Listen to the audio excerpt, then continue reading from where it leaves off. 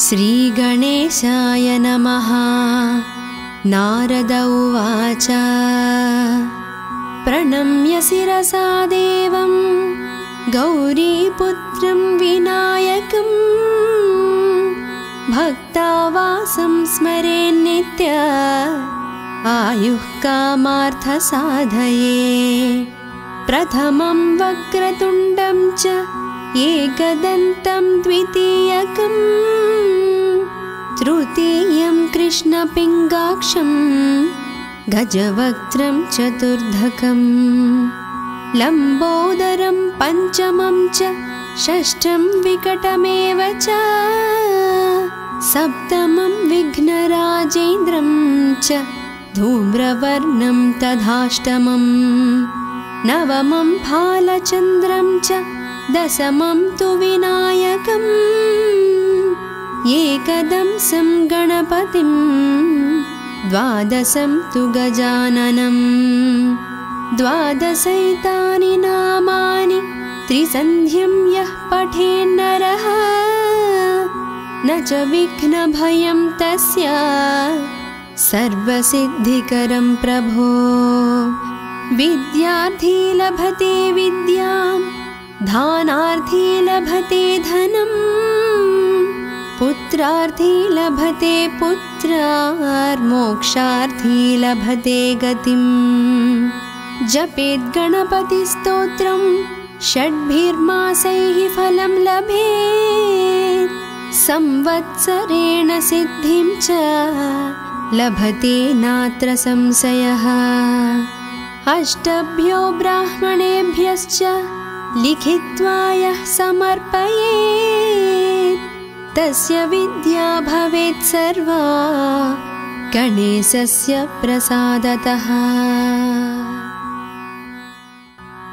श्रीगणेशाय नमः। नारद उवाच प्रणम्य शिरसा देवं गौरीपुत्रं विनायकं भक्तावासं स्मरेन्नित्य आयुः कामार्थसाधये।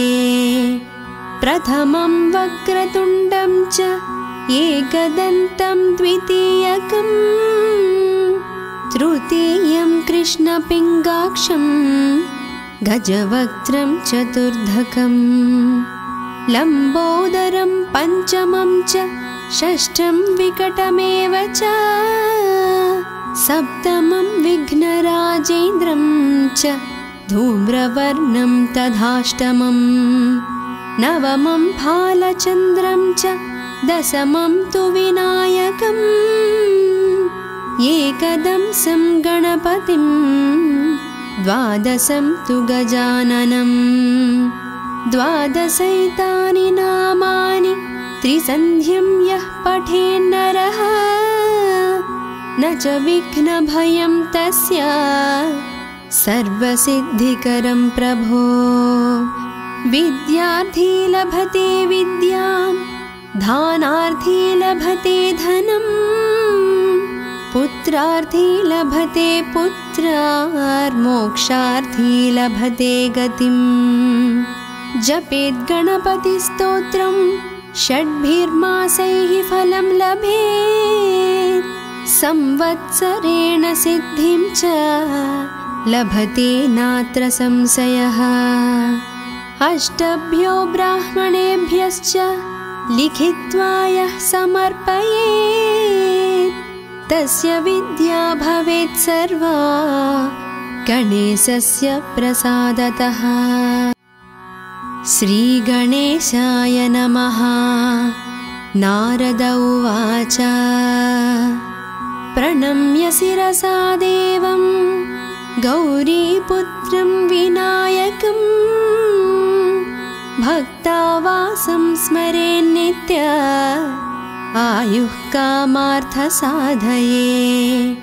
प्रथमं वक्रतुण्डं च एकदन्तं द्वितीयकं तृतीयं कृष्णपिङ्गाक्षं गजवक्त्रं चतुर्धकं लम्बोदरं पञ्चमं च षष्ठं विकटमेव च सप्तमं विघ्नराजेन्द्रं च धूम्रवर्णं तथाष्टमं नवमं फालचन्द्रं च दशमं तु विनायकम् एकदंसं गणपतिं द्वादशं तु गजाननं द्वादशैतानि नामानि त्रिसन्ध्यं यः पठेन्नरः न च विघ्नभयं तस्य सर्वसिद्धिकरं प्रभो। विद्यार्थी लभते विद्यां दानार्थी लभते धनम् पुत्रार्थी लभते पुत्रार्मोक्षार्थी लभते गतिम्। जपेत् गणपतिस्तोत्रं षड्भिर्मासैः फलं लभेत् संवत्सरेण सिद्धिं च लभते नात्र संशयः। अष्टभ्यो ब्राह्मणेभ्यश्च लिखित्वा यः समर्पयेत् तस्य विद्या भवेत् सर्वा गणेशस्य प्रसादतः। श्रीगणेशाय नमः। नारद उवाच प्रणम्य शिरसा देवं गौरीपुत्रं विनायकं भक्तावासं स्मरेन्नित्य आयुः कामार्थसाधये।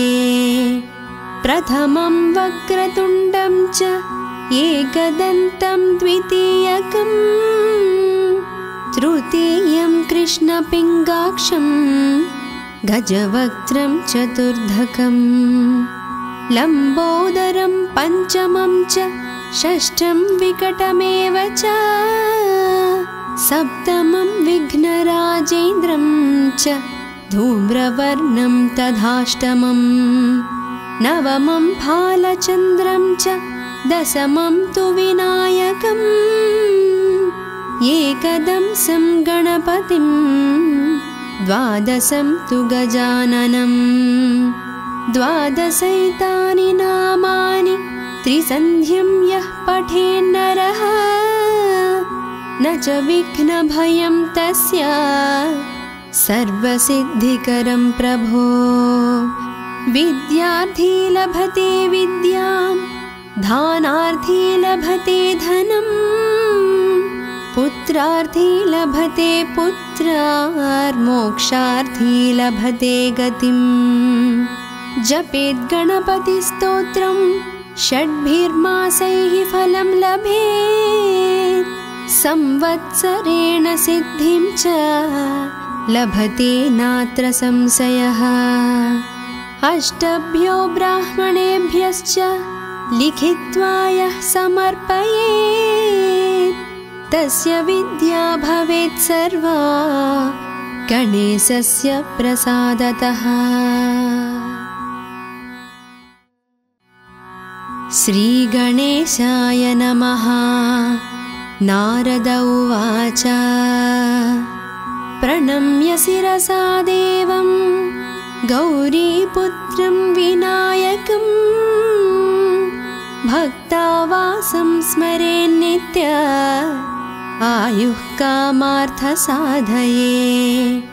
प्रथमं वक्रतुण्डं च एकदन्तं द्वितीयकम् तृतीयं कृष्णपिङ्गाक्षं गजवक्त्रं चतुर्धकं लम्बोदरं पञ्चमं च षष्ठं विकटमेव च सप्तमं विघ्नराजेन्द्रं च धूम्रवर्णं तथाष्टमं नवमं फालचन्द्रं च दशमं तु विनायकम् एकदंसं गणपतिं द्वादशं तु गजाननं द्वादशैतानि नामानि त्रिसन्ध्यं यः पठेन्नरः न च विघ्नभयं तस्य सर्वसिद्धिकरं प्रभो।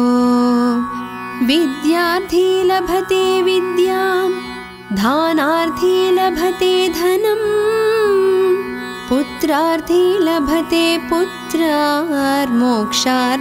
लभते गतिम् जपेत् गणपतिस्तोत्रं षड्भिर्मासैः फलं लभेत् संवत्सरेण सिद्धिं च लभते नात्र संशयः अष्टभ्यो ब्राह्मणेभ्यश्च लिखित्वा यः समर्पयेत् तस्य विद्या भवेत् सर्वा गणेशस्य प्रसादतः। श्रीगणेशाय नमः। नारद उवाच प्रणम्य शिरसा देवं गौरीपुत्रं विनायकं भक्तावासं स्मरेन्नित्य आयुः कामार्थसाधये प्रथमं वक्रतुण्डं च एकदन्तं द्वितीयकं तृतीयं कृष्णपिङ्गाक्षं गजवक्त्रं चतुर्धकं लम्बोदरं पञ्चमं च षष्ठं विकटमेव च सप्तमं विघ्नराजेन्द्रं च धूम्रवर्णं तथाष्टमं नवमं भालचन्द्रं च दशमं तु विनायकम् एकदंसं गणपतिं द्वादशं तु गजाननं द्वादशैतानि नामानि त्रिसन्ध्यं यः पठेन्नरः न च विघ्नभयं तस्य सर्वसिद्धिकरं प्रभो विद्यार्थी लभते विद्यां दानार्थी लभते धनं पुत्रार्थी लभते पुत्रार्मोक्षार्थी लभते गतिम् जपेत् गणपतिस्तोत्रं षड्भिर्मासैः फलं लभेत् संवत्सरेण सिद्धिं च लभते नात्र संशयः अष्टभ्यो ब्राह्मणेभ्यश्च लिखित्वा यः समर्पयेत् तस्य विद्या भवेत् सर्वा गणेशस्य प्रसादतः। श्रीगणेशाय नमः। नारद उवाच प्रणम्य शिरसा देवं गौरीपुत्रं विनायकं भक्तावासं स्मरेन्नित्य आयुः कामार्थसाधये प्रथमं वक्रतुण्डं च एकदन्तं द्वितीयकं तृतीयं कृष्णपिङ्गाक्षं गजवक्त्रं चतुर्धकं लम्बोदरं पञ्चमं च षष्ठं विकटमेव च सप्तमं विघ्नराजेन्द्रं च धूम्रवर्णं तथाष्टमं नवमं भालचन्द्रं च दशमं तु विनायकम् एकदंसं गणपतिं द्वादशं तु गजाननं द्वादशैतानि नामानि त्रिसन्ध्यं यः पठेन्नरः न च विघ्नभयं तस्य सर्वसिद्धिकरं प्रभो विद्यार्थी लभते विद्यां दानार्थी लभते धनं पुत्रार्थी लभते पुत्रार्मोक्षार्थी लभते गतिम् जपेत् गणपतिस्तोत्रं षड्भिर्मासैः फलं लभेत् संवत्सरेण सिद्धिं च लभते नात्र संशयः अष्टभ्यो ब्राह्मणेभ्यश्च लिखित्वा यः समर्पयेत् तस्य विद्या भवेत् सर्वा गणेशस्य प्रसादतः। श्रीगणेशाय नमः। नारद उवाच प्रणम्य शिरसा देवं गौरीपुत्रं विनायकं भक्तावासं स्मरेन्नित्य आयुः कामार्थसाधये।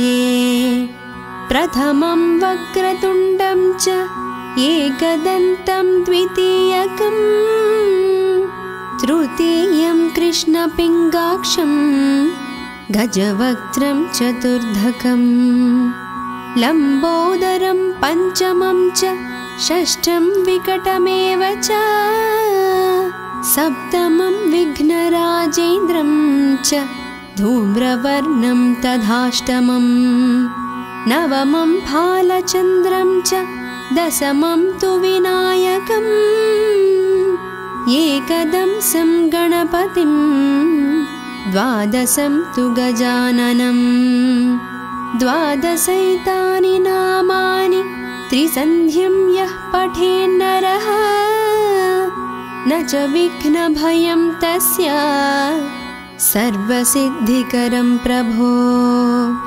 विद्यार्थी लभते विद्यां दानार्थी लभते धनं पुत्रार्थी लभते पुत्रार्मोक्षार्थी लभते गतिं। जपेत् गणपतिस्तोत्रं षड्भिर्मासैः फलं लभेत् संवत्सरेण सिद्धिं च लभते नात्र संशयः। अष्टभ्यो ब्राह्मणेभ्यश्च लिखित्वा यः समर्पयेत् तस्य विद्या भवेत् सर्वा गणेशस्य प्रसादतः।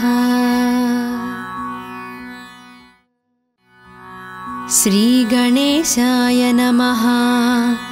नारद उवाच प्रणम्य शिरसा देवं गौरीपुत्रं विनायकं भक्तावासं स्मरेन्नित्य आयुः कामार्थसाधये। प्रथमं वक्रतुण्डं च एकदन्तं द्वितीयकं तृतीयं कृष्णपिङ्गाक्षं गजवक्त्रं चतुर्धकं लम्बोदरं पञ्चमं च षष्ठं विकटमेव च सप्तमं विघ्नराजेन्द्रं च धूम्रवर्णं तथाष्टमं नवमं फालचन्द्रं च दशमं तु विनायकम् एकदंसं गणपतिं द्वादशं तु गजाननं द्वादशैतानि नामानि त्रिसन्ध्यं यः पठेन्नरः न च विघ्नभयं तस्य सर्वसिद्धिकरं प्रभो। विद्यार्थी लभते विद्यां दानार्थी लभते धनं पुत्रार्थी लभते पुत्रार्मोक्षार्थी लभते गतिं। जपेत् गणपतिस्तोत्रं षड्भिर्मासैः फलं लभेत् संवत्सरेण सिद्धिं च लभते नात्र संशयः। अष्टभ्यो ब्राह्मणेभ्यश्च लिखित्वा यः समर्पयेत् तस्य विद्या भवेत् सर्वा गणेशस्य प्रसादतः। श्रीगणेशाय नमः। नारद उवाच प्रणम्य शिरसा देवं गौरीपुत्रं विनायकं भक्तावासं स्मरेन्नित्य आयुः कामार्थसाधये। प्रथमं वक्रतुण्डं च एकदन्तं द्वितीयकं तृतीयं कृष्णपिङ्गाक्षं गजवक्त्रं चतुर्धकं लम्बोदरं पञ्चमं च षष्ठं विकटमेव च सप्तमं विघ्नराजेन्द्रं च धूम्रवर्णं तथाष्टमं नवमं फालचन्द्रं च दशमं तु विनायकम् एकदंसं गणपतिं द्वादशं तु गजाननं द्वादशैतानि नामानि त्रिसन्ध्यं यः पठेन्नरः न च विघ्नभयं तस्य सर्वसिद्धिकरं प्रभो विद्यार्थी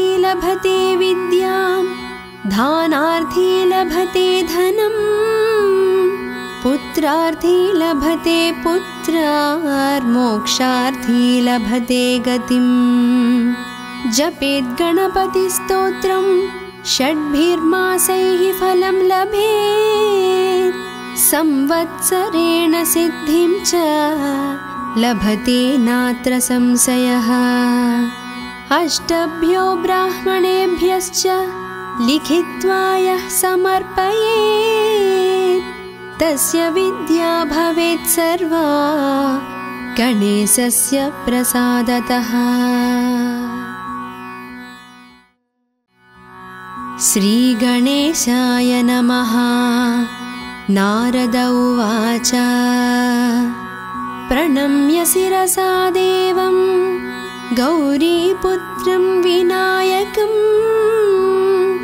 भक्तावासं स्मरेन्नित्य आयुः कामार्थसाधये प्रथमं वक्रतुण्डं च एकदन्तं द्वितीयकं तृतीयं कृष्णपिङ्गाक्षं गजवक्त्रं चतुर्धकं लम्बोदरं पञ्चमं च षष्ठं विकटमेव च सप्तमं विघ्नराजेन्द्रं च धूम्रवर्णं तथाष्टमं नवमं फालचन्द्रं च दशमं तु विनायकम् एकदंसं गणपतिं द्वादशं तु गजाननं द्वादशैतानि नामानि त्रिसन्ध्यं यः पठेन्नरः न च विघ्नभयं तस्य सर्वसिद्धिकरं प्रभो विद्यार्थी लभते विद्यां धानार्थी लभते धनं पुत्रार्थी लभते पुत्रार्मोक्षार्थी लभते गतिं जपेत् गणपतिस्तोत्रं षड्भिर्मासैः फलं लभेत् संवत्सरेण सिद्धिं च लभते नात्र संशयः अष्टभ्यो ब्राह्मणेभ्यश्च लिखित्वा यः समर्पयेत् तस्य विद्या भवेत् सर्वा गणेशस्य प्रसादतः। श्रीगणेशाय नमः। नारद उवाच प्रणम्य शिरसा देवं गौरीपुत्रं विनायकम्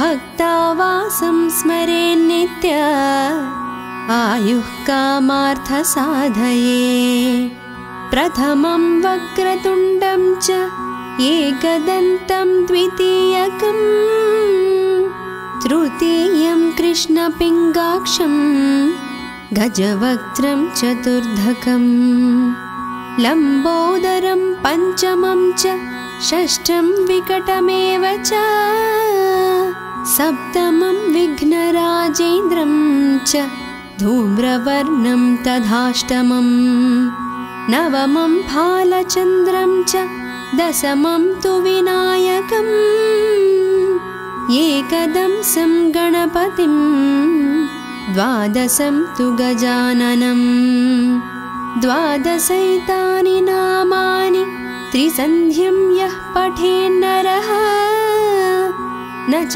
विघ्नभयं तस्य सर्वसिद्धिकरं प्रभो। विद्यार्थी लभते विद्यां धानार्थी लभते धनं पुत्रार्थी लभते पुत्रार्मोक्षार्थी लभते गतिम्। जपेद् गणपतिस्तोत्रं षड्भिर्मासैः फलं लभेत् संवत्सरेण सिद्धिं च लभते नात्र संशयः। अष्टभ्यो ब्राह्मणेभ्यश्च लिखित्वा यः समर्पयेत् तस्य विद्या भवेत् सर्वा गणेशस्य प्रसादतः। श्रीगणेशाय नमः। नारद उवाच प्रणम्य शिरसा देवं गौरीपुत्रं विनायकं भक्तावासं स्मरेन्नित्य आयुः कामार्थसाधये।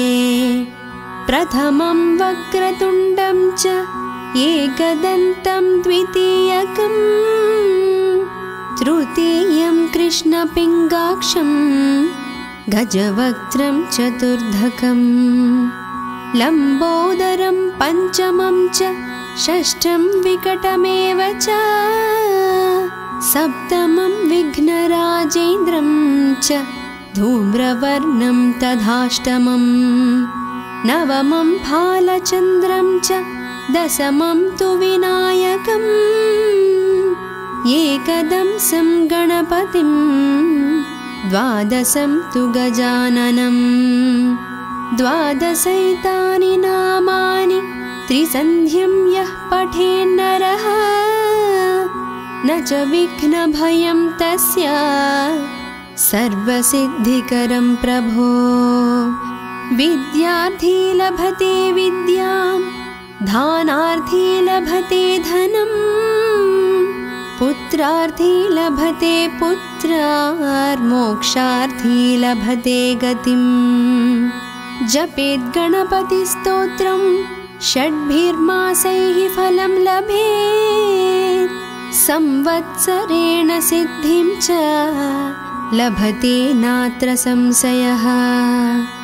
अष्टभ्यो ब्राह्मणेभ्यश्च लिखित्वा यः समर्पयेत् तस्य विद्या भवेत् सर्वा गणेशस्य प्रसादतः। श्रीगणेशाय नमः। नारद उवाच प्रणम्य शिरसा देवं गौरीपुत्रं विनायकं भक्तावासं स्मरेन्नित्य आयुः कामार्थसाधये। प्रथमं वक्रतुण्डं च एकदन्तं द्वितीयकं तृतीयं कृष्णपिङ्गाक्षं गजवक्त्रं चतुर्धकं लम्बोदरं पञ्चमं च षष्ठं विकटमेव च सप्तमं विघ्नराजेन्द्रं च धूम्रवर्णं तथाष्टमं नवमं भालचन्द्रं च दशमं तु विनायकम् एकदंसं गणपतिं द्वादशं तु गजाननं द्वादशैतानि नामानि त्रिसन्ध्यं यः पठेन्नरः न च विघ्नभयं तस्य सर्वसिद्धिकरं प्रभो। विद्यार्थी लभते विद्यां धानार्थी लभते धनं पुत्रार्थी लभते पुत्रार्मोक्षार्थी लभते गतिम्। जपेद् गणपतिस्तोत्रं षड्भिर्मासैः फलं लभेत् संवत्सरेण सिद्धिं च लभते नात्र संशयः। अष्टभ्यो ब्राह्मणेभ्यश्च लिखित्वा यः समर्पयेत् तस्य विद्या भवेत् सर्वा गणेशस्य प्रसादतः। श्रीगणेशाय नमः। नारद उवाच प्रणम्य शिरसा देवं गौरीपुत्रं विनायकं भक्तावासं स्मरेन्नित्य आयुः कामार्थसाधये। प्रथमं वक्रतुण्डं च एकदन्तं द्वितीयकं तृतीयं कृष्णपिङ्गाक्षं गजवक्त्रं चतुर्धकं लम्बोदरं पञ्चमं च षष्ठं विकटमेव च सप्तमं विघ्नराजेन्द्रं च धूम्रवर्णं तथाष्टमं नवमं भालचन्द्रं च दशमं तु विनायकम् एकदंसं गणपतिं द्वादशं तु गजाननं द्वादशैतानि नामानि त्रिसन्ध्यं यः पठेन्नरः न च विघ्नभयं तस्य सर्वसिद्धिकरं प्रभो। विद्यार्थी लभते विद्यां धानार्थी लभते धनं पुत्रार्थी लभते पुत्रार्मोक्षार्थी लभते गतिं। जपेत् गणपतिस्तोत्रं षड्भिर्मासैः फलं लभेत् संवत्सरेण सिद्धिं च लभते नात्र संशयः।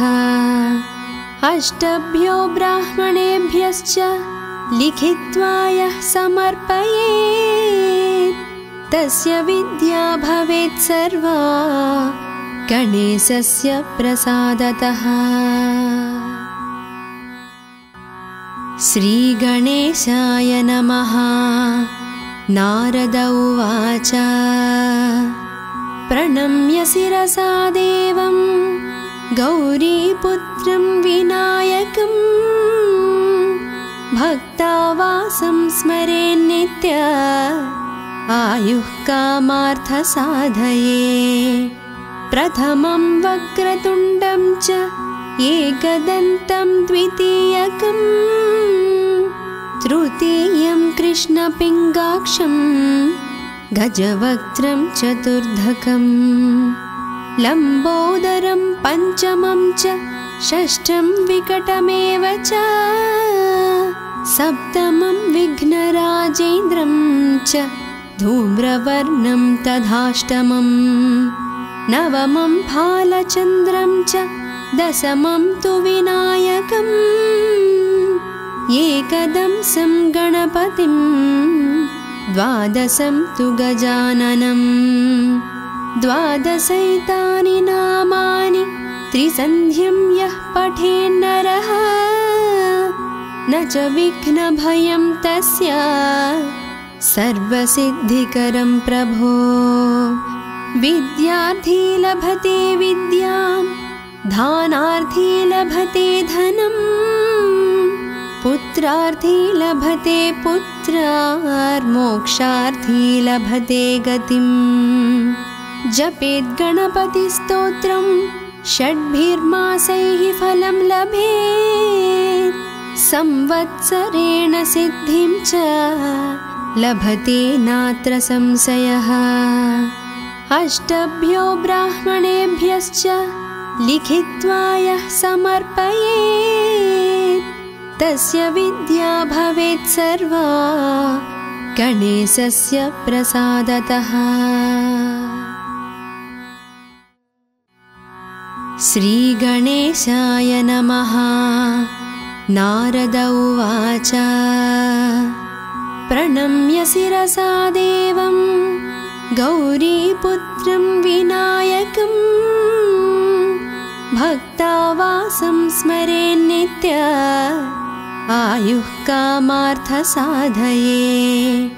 प्रथमं वक्रतुण्डं च एकदन्तं द्वितीयकं तृतीयं कृष्णपिङ्गाक्षं गजवक्त्रं चतुर्धकं लम्बोदरं पञ्चमं च षष्ठं विकटमेव च सप्तमं विघ्नराजेन्द्रं च धूम्रवर्णं तथाष्टमं नवमं फालचन्द्रं च दशमं तु विनायकम् एकदंसं गणपतिं द्वादशं तु गजाननं द्वादशैतानि नामानि त्रिसन्ध्यं यः पठेन्नरः न च विघ्नभयं तस्य सर्वसिद्धिकरं प्रभो विद्यार्थी लभते विद्यां धानार्थी लभते धनं पुत्रार्थी लभते पुत्रार्मोक्षार्थी लभते गतिं जपेत् गणपतिस्तोत्रं षड्भिर्मासैः फलं लभेत् संवत्सरेण सिद्धिं च लभते नात्र संशयः अष्टभ्यो ब्राह्मणेभ्यश्च लिखित्वा यः समर्पयेत् तस्य विद्या भवेत् सर्वा गणेशस्य प्रसादतः। श्रीगणेशाय नमः। नारद उवाच प्रणम्य शिरसा देवं गौरीपुत्रं विनायकं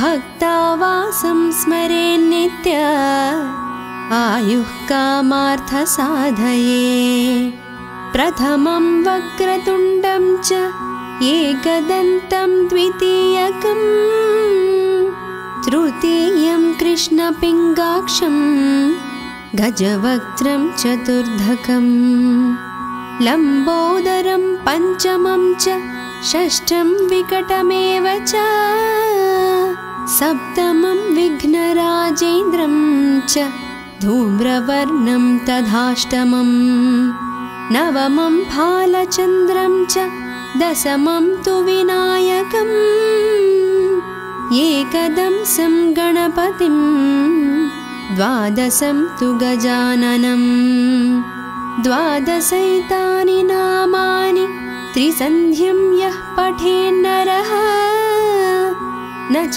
विघ्नभयं तस्य सर्वसिद्धिकरं प्रभो विद्यार्थी लभते विद्यां धानार्थी लभते धनं पुत्रार्थी लभते पुत्रार्मोक्षार्थी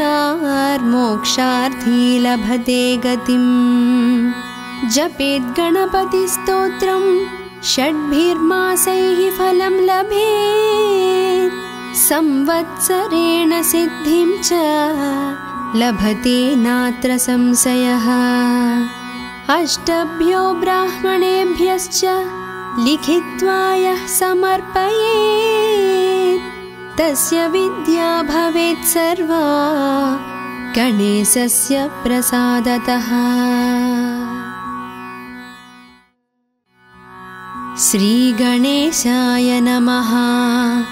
नारद उवाच प्रणम्य शिरसा देवं गौरीपुत्रं विनायकं भक्तावासं स्मरेन्नित्य आयुः कामार्थसाधये प्रथमं वक्रतुण्डं च एकदन्तं द्वितीयकं तृतीयं कृष्णपिङ्गाक्षं गजवक्त्रं चतुर्धकं लम्बोदरं पञ्चमं च षष्ठं विकटमेव च सप्तमं विघ्नराजेन्द्रं च धूम्रवर्णं तथाष्टमं नवमं फालचन्द्रं च दशमं तु विनायकम् एकदंसं गणपतिं द्वादशं तु गजाननम् द्वादशैतानि नामानि त्रिसन्ध्यं यः पठेन्नरः न च विघ्नभयं तस्य सर्वसिद्धिकरं प्रभो। विद्यार्थी लभते विद्यां दानार्थी लभते धनं पुत्रार्थी लभते पुत्रार्मोक्षार्थी लभते गतिम्। जपेत् गणपतिस्तोत्रं षड्भिर्मासैः फलं लभेत् संवत्सरेण सिद्धिं च लभते नात्र संशयः। अष्टभ्यो ब्राह्मणेभ्यश्च लिखित्वा यः समर्पयेत् तस्य विद्या भवेत् सर्वा गणेशस्य प्रसादतः। श्रीगणेशाय नमः। नारद उवाच प्रणम्य शिरसा देवं गौरीपुत्रं विनायकं भक्तावासं स्मरेन्नित्य आयुः कामार्थसाधये। प्रथमं वक्रतुण्डं च एकदन्तं द्वितीयकं तृतीयं कृष्णपिङ्गाक्षं गजवक्त्रं चतुर्धकं लम्बोदरं पञ्चमं च षष्ठं विकटमेव च सप्तमं विघ्नराजेन्द्रं च धूम्रवर्णं तथाष्टमं नवमं भालचन्द्रं च दशमं तु विनायकम् एकदंसं गणपतिं द्वादशं तु गजाननं द्वादशैतानि नामानि त्रिसन्ध्यं यः पठेन्नरः न च विघ्नभयं तस्य सर्वसिद्धिकरं प्रभो। विद्यार्थी लभते विद्यां दानार्थी लभते धनं पुत्रार्थी लभते पुत्रार्मोक्षार्थी लभते गतिम्। जपेत् गणपतिस्तोत्रं षड्भिर्मासैः फलं लभेत् संवत्सरेण सिद्धिं च लभते नात्र संशयः। अष्टभ्यो ब्राह्मणेभ्यश्च लिखित्वा यः समर्पयेत् तस्य विद्या भवेत् सर्वा गणेशस्य प्रसादतः। श्रीगणेशाय नमः। नारद उवाच प्रणम्य शिरसा देवं गौरीपुत्रं विनायकं भक्तावासं स्मरेन्नित्य आयुः कामार्थसाधये। प्रथमं वक्रतुण्डं च एकदन्तं द्वितीयकं तृतीयं कृष्णपिङ्गाक्षं गजवक्त्रं चतुर्धकं लम्बोदरं पञ्चमं च षष्ठं विकटमेव च सप्तमं विघ्नराजेन्द्रं च धूम्रवर्णं तथाष्टमं नवमं भालचन्द्रं च दशमं तु विनायकम् एकदंसं गणपतिं द्वादशं तु गजाननं द्वादशैतानि नामानि त्रिसन्ध्यं यः पठेन्नरः न च विघ्नभयं तस्य सर्वसिद्धिकरं प्रभो। विद्यार्थी लभते विद्यां दानार्थी लभते धनं पुत्रार्थी लभते पुत्रार्मोक्षार्थी लभते गतिम्। जपेत् गणपतिस्तोत्रं षड्भिर्मासैः फलं लभेत् संवत्सरेण सिद्धिं च लभते नात्र संशयः। अष्टभ्यो ब्राह्मणेभ्यश्च लिखित्वा यः समर्पयेत् तस्य विद्या भवेत् सर्वा गणेशस्य प्रसादतः। श्रीगणेशाय नमः। नारद उवाच प्रणम्य शिरसा देवं गौरीपुत्रं विनायकं भक्तावासं स्मरेन्नित्य आयुः कामार्थसाधये। प्रथमं वक्रतुण्डं च एकदन्तं द्वितीयकं तृतीयं कृष्णपिङ्गाक्षं गजवक्त्रं चतुर्धकं लम्बोदरं पञ्चमं च षष्ठं विकटमेव च सप्तमं विघ्नराजेन्द्रं च धूम्रवर्णं तथाष्टमं नवमं भालचन्द्रं च दशमं तु विनायकम् एकदंसं गणपतिं द्वादशं तु गजाननं द्वादशैतानि नामानि त्रिसन्ध्यं यः पठेन्नरः न च विघ्नभयं तस्य सर्वसिद्धिकरं प्रभो। विद्यार्थी लभते विद्यां दानार्थी लभते धनं पुत्रार्थी लभते पुत्रार्मोक्षार्थी लभते गतिम्। जपेत् गणपतिस्तोत्रं षड्भिर्मासैः फलं लभेत् संवत्सरेण सिद्धिं च लभते नात्र संशयः। अष्टभ्यो ब्राह्मणेभ्यश्च लिखित्वा यः समर्पयेत् तस्य विद्या भवेत् सर्वा गणेशस्य प्रसादतः। श्रीगणेशाय नमः। नारद उवाच प्रणम्य शिरसा देवं गौरीपुत्रं विनायकं भक्तावासं स्मरेन्नित्य आयुः कामार्थसाधये।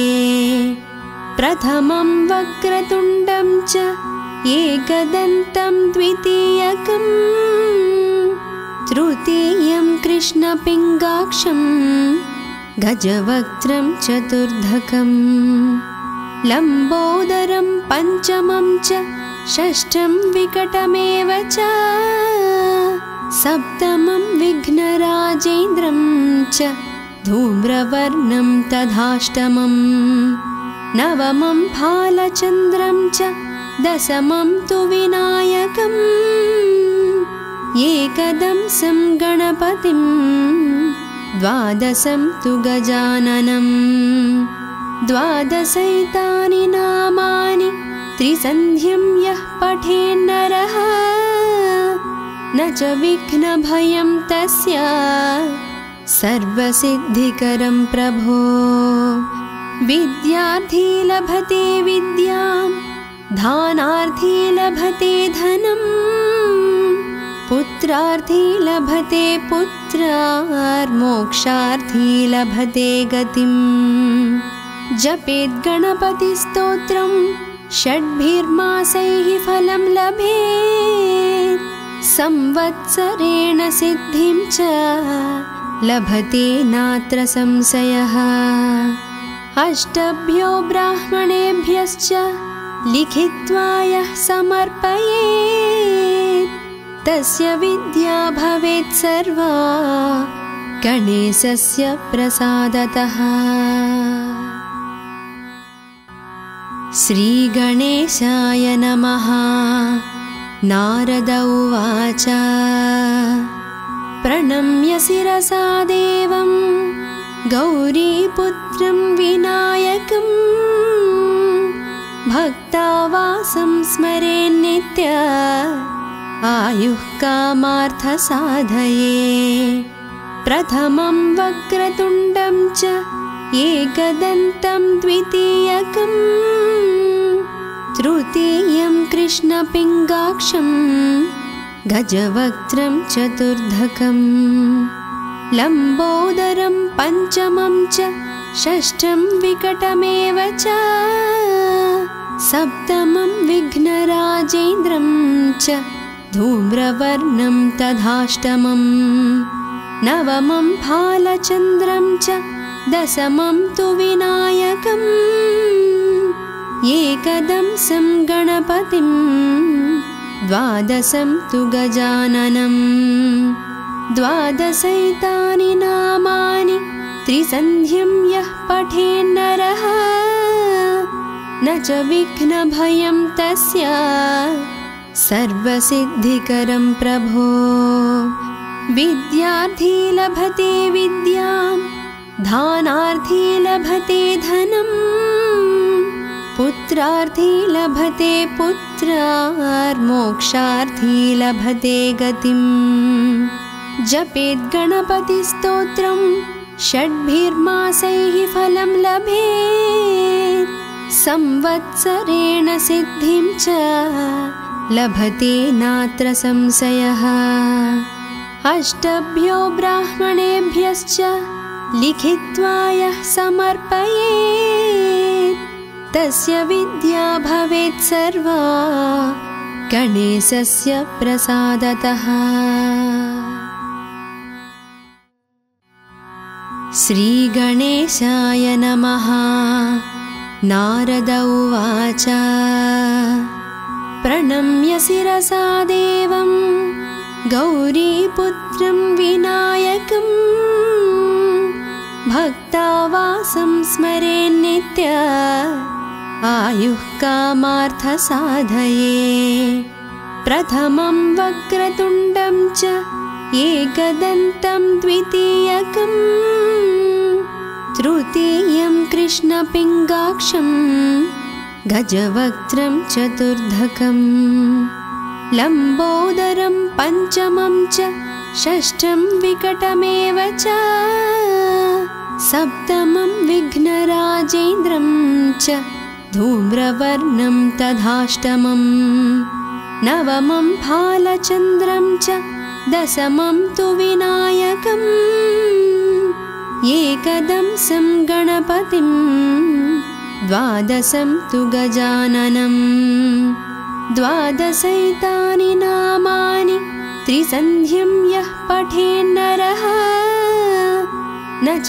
विघ्नभयं तस्य सर्वसिद्धिकरं प्रभो विद्यार्थी लभते विद्यां धानार्थी लभते धनं पुत्रार्थी लभते पुत्रार्मोक्षार्थी लभते गतिम् जपेत् गणपतिस्तोत्रं षड्भिर्मासैः फलं लभेत् संवत्सरेण सिद्धिं च लभते नात्र संशयः अष्टभ्यो ब्राह्मणेभ्यश्च लिखित्वा यः समर्पयेत् तस्य विद्या भवेत् सर्वा गणेशस्य प्रसादतः।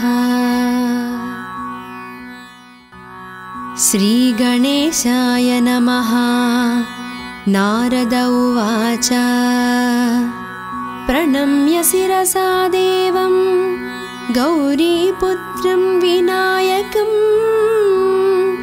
भक्तावासं स्मरेन्नित्य आयुः कामार्थसाधये प्रथमं वक्रतुण्डं च एकदन्तं द्वितीयकं तृतीयं कृष्णपिङ्गाक्षं गजवक्त्रं चतुर्धकं लम्बोदरं पञ्चमं च षष्ठं विकटमेव च सप्तमं विघ्नराजेन्द्रं च धूम्रवर्णं तथाष्टमं नवमं भालचन्द्रं च दशमं तु विनायकम् एकदंसं गणपतिं द्वादशं तु गजाननम् द्वादशैतानि नामानि त्रिसन्ध्यं यः पठेन्नरः न च विघ्नभयं तस्य सर्वसिद्धिकरं प्रभो विद्यार्थी लभते विद्यां धानार्थी लभते धनं पुत्रार्थी लभते पुत्रार्मोक्षार्थी लभते गतिम् जपेत् गणपतिस्तोत्रं षड्भिर्मासैः फलं लभेत् संवत्सरेण सिद्धिं च लभते नात्र संशयः अष्टभ्यो ब्राह्मणेभ्यश्च लिखित्वा यः समर्पयेत् तस्य विद्या भवेत् सर्वा गणेशस्य प्रसादतः।